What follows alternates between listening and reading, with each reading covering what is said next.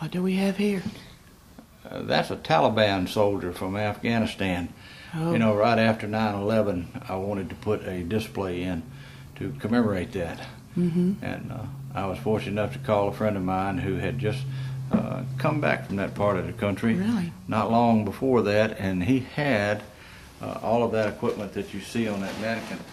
Oh my goodness. Everything there, you know, except for the rifle, of course, which we added later, but all that other stuff actually came from Afghanistan, and it's all amazing. correct. The clothing and the turban, and I had my mannequin man make the face up to try to resemble an actual Taliban fighter. So. He's just awful looking. The displays that y'all have and what you put into making the cabinets and the glass, it's just amazing. I don't know how y'all did all that. Well, we work real hard, you know. Now, what have we got? Well, on this side, we got a Spanish-American War soldier going back to 1898. Some of the cavalry equipment, and carbines and things that would have been used in that time period. Now, this is something that is really of an interest to a lot of people. You know that? The Spanish-American War? Yes. It is to me. You know, it was called the Splendid Little War because it I didn't didn't last know. all that time, you know. I didn't know that was what it was called, but I do know that a lot of people have a lot of interest in that and studies it. And then we move on to, we got some World War I things here. Two soldiers. We got a white soldier from World War I, and you might find this interesting, Joan. The white soldier wears an American uniform. He's armed with an American rifle, American helmet, American equipment.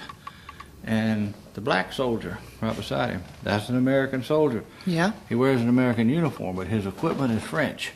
He wears, oh my goodness. He wears a French helmet and a French rifle. Did not know that. Well, in those days, they didn't think that the black soldier was capable of fighting in a war. That's awful. And they took all the black soldiers that went overseas and they put them under French units. That makes me mad. Armed with French weapons and supplied with French equipment, and they had white officers, and they served under French command under white officers, though.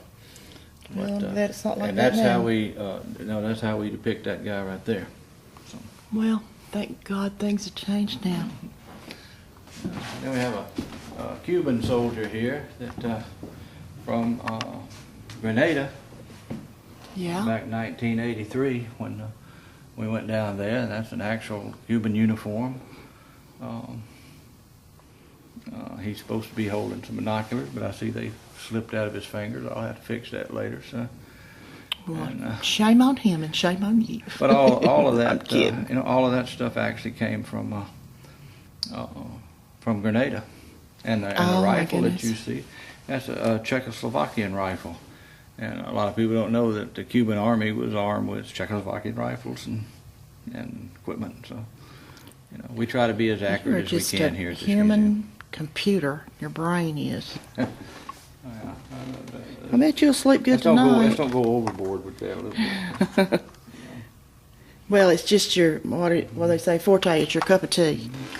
And this, back in when we went to Kosovo. In a Kosovo campaign, back in 2000. These are Serbian uniform there, Serbian helmets and hats and things. This is an American naval pilot who would have flown at that time.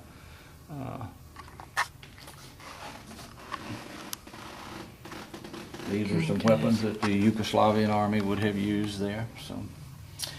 We try to cover every aspect of conflict that Americans have been in, not just the major wars.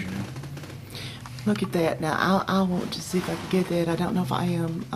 You see Theodore Roosevelt up there? Yeah, that's one of our aircraft carriers, Mm-hmm. I was trying to get that. I hope it shows up. Lighting is terrible in this place. Well, I do a lot of filming on our cows at home, and I can see nothing but my face.